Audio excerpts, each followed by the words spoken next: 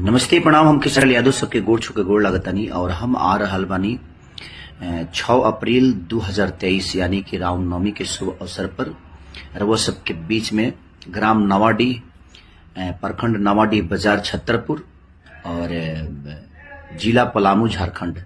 आयोजक करता हमारे रामबली पासवान जी हैं और मुखिया जी जो कि बहुत प्यारे इंसान है वो। और ये 3 साल से कार्यक्रम करना था बट कोरोना काल में से लेकर अभी तक ये कार्यक्रम नहीं हो पाया।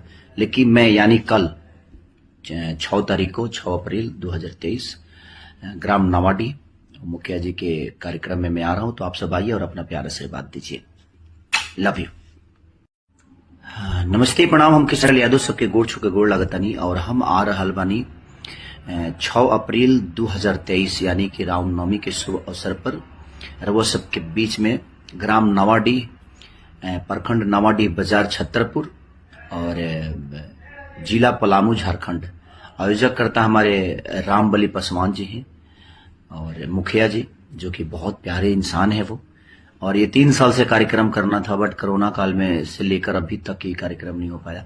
लेकिन मैं यानी कल 6 तारीख को 6 अप्रैल 2023 ग्राम नवाडी मुखिया जी के कार्यक्रम में मैं आ रहा हूं, तो आप सब आइए और अपना प्यार आशीर्वाद दीजिए।